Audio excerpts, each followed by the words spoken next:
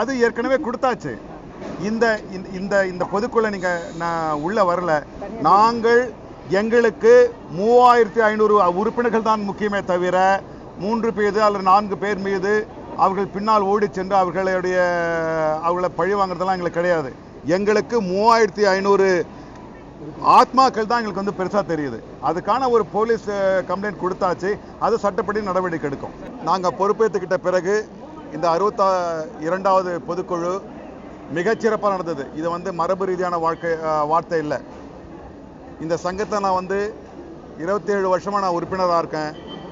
இந்த முதல் வைபவம் ஒரு அவலச்சொல் இல்லாமல் யாருடைய மனசும் புண்படுத்தாமல் இந்த பொதுக்குழு மிகச்சிறப்பாக நடந்தேறியது. நாங்கள் வந்து தேர்தலில் கொடுத்த ஏறக்குறைய அத்தனை வாக்குறுதிகளும் நிறைவேற்ற அளவுக்கு இந்த பொதுக்குழு வந்து நடந்து முடிஞ்சிருக்கு. பல நலத்திட்டங்கள் அறிவிக்கப்பட்டிருக்கின்றன. பல நல்ல விஷயங்கள், கட்டிட விஷயங்கள் எல்லாமே மிகச் சிறப்பாக நடந்து முடிஞ்சிருக்கு.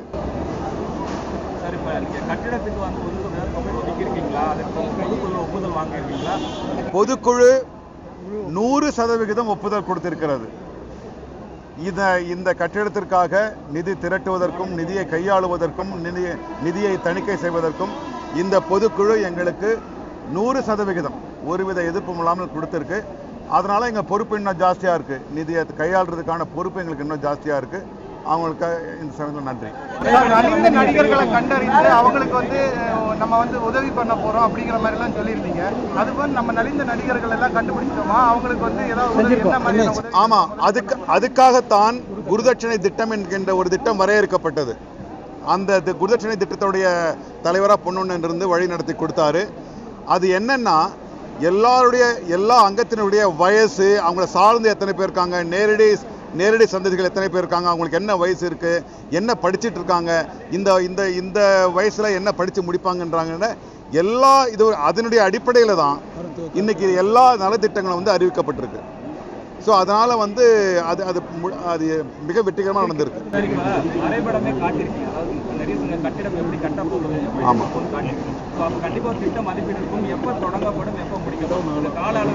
வெகு சீக்கிரம். ஏன்னா இப்போ இதுக்கு நிதி திரட்டுவதற்காக முதல் கட்டமாக இந்த நட்சத்திர கிரிக்கெட் இருக்கு. ஸோ அதில் வர்ற நிதியில இருந்து கட்டிட வேலைகள் தொடங்கும். சட்டப்படி 3 நிறுவனங்களிடமிருந்து வரைபடம் வாங்கப்பட்டு ஆராயப்பட்டு ஒரு நிறுவனத்தை நாங்கள் தேர்ந்தெடுத்திருக்கோம். எல்லாம் சட்டப்படி நடக்குது. ஏப்ரல் இந்த கிரிக்கெட் முடியுது. மே ஜூன்ல ஆரம்பிச்சிருவோமா? ஏப்ரல் எண்ட்லயே ஆரம்பிச்சிரும். செயல்படுத்துறதுல வந்து உங்களுக்கு வந்து புதுசா தான நீங்க ஆரம்பிச்சிருக்கீங்க. ஆமா, பழைய வங்கி கணக்கை வந்து எப்படி நீங்க வந்து ஆக்டிவேட் இல்ல அது எல்லாத்துக்கும் அதுதான்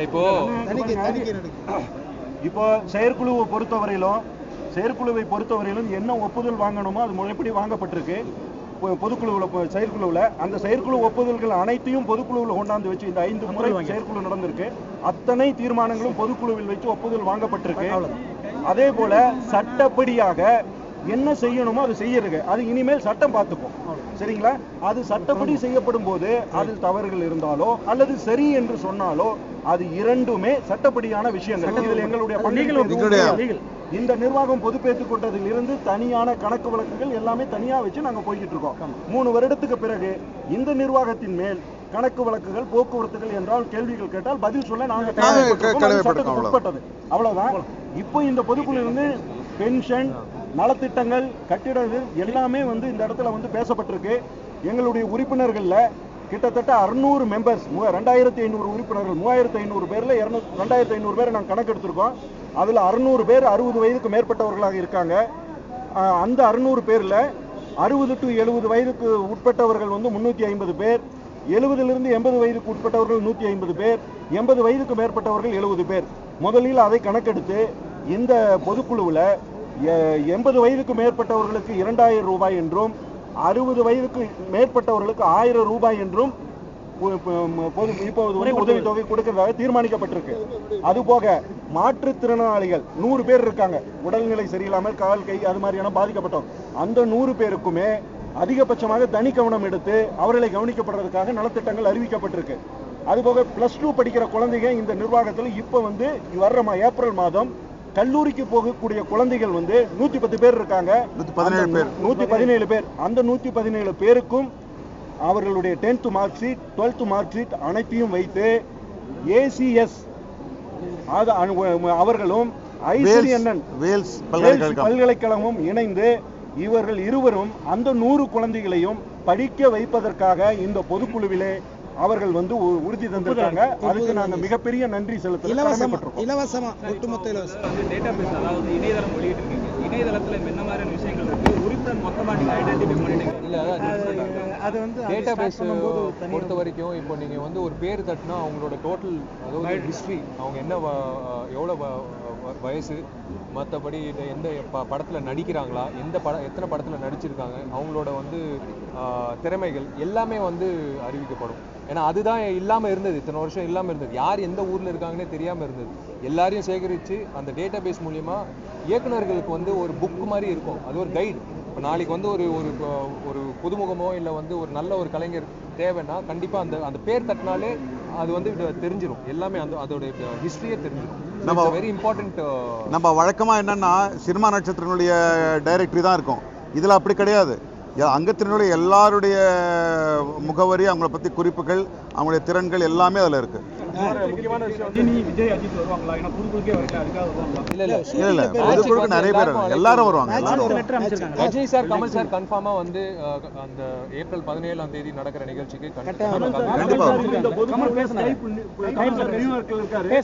ஸ்கைப்ல வந்து பேசினாரு. அதாங்க முக்கியமா என்னன்னா, இப்போ எங்களோட அடுத்த கட்ட நடவடிக்கை வந்து இந்த கட்டடம் கட்ட வேண்டிய ஒரு கட்டாயம். அது வந்து அடுத்த மாதம் சொன்ன மாதிரி, தலைவர் சொன்ன மாதிரி ஆரம்பிச்சிருக்கோம். அந்த கட்டடத்தில் இருக்கிற அம்சங்கள், எவ்வளோ வருமானம் வரக்கூடிய விஷயங்கள் எல்லாமே வந்து இன்னைக்கு பொதுக்குழுவில் வந்து ஒப்புதல் வாங்கியாச்சு. அதாவது கிட்டத்தட்ட வந்து ஒரு ஆடிட்டோரியம், 1000 சீட்டிங் நாடக அரங்கம், அது போக ஒரு கல்யாண மண்டபம், இலவசமாக ஒரு சின்ன அரங்கம், 300லேருந்து 350 பேர் உட்கார முடியும். அந்த மாதிரி ஒரு இலவசமாக நம்ம உறுப்பினர்களுக்கு அவங்களோட வீட்டு பையனோ பொண்ணோட கல்யாணத்துக்கு இலவச திருமணம் நடத்துவதற்கான ஒரு அரங்கம். அதே போல் நிறைய அம்சங்கள் எல்லாமே வந்து ஒரு வரைபடம் மூலியமாக காட்டணும். எவ்வளோ வருமானம் வரக்கூடிய விஷயம், எவ்வளோ செலவாகுது, கிட்டத்தட்ட ஒரு 26 கோடி அந்த கட்டணம் கொண்டு வரதுக்கு செலவாகுது. அது எப்படி திரட்ட போகிறோம், எப்படி முடிக்க போகிறோம், எல்லாமே விவாதித்து எல்லாரோட ஒப்புதல் வாங்கி இந்த பொதுக்குழுவிலேயே வந்து அந்த திட்டத்தை அறிவிக்கும் போது சர்ப்ரைஸா முன் வந்து ஐஸ்வரி கணேஷ் அவர்கள் வந்து அந்த சின்ன திருமண அரங்கம் வந்து அவருடைய சார்பா கட்டித்தரேன்னு சொல்லிட்டாரு. அதே மாதிரி ப்ரீவியூ தியேட்டர் வந்து சிவகுமார் சார் ஃபேமிலி வந்து கட்டித்தரேன்னு சொல்லிட்டாங்க. சூர்யா முதியோர் இல்லத்துக்கு வந்து கருணாசும் SSR உடைய சன்னம் வந்து இவர் ஒரு ஏக்கரும் அவர் ஒரு 1/2 ஏக்கரும் கொடுத்துருக்காங்க.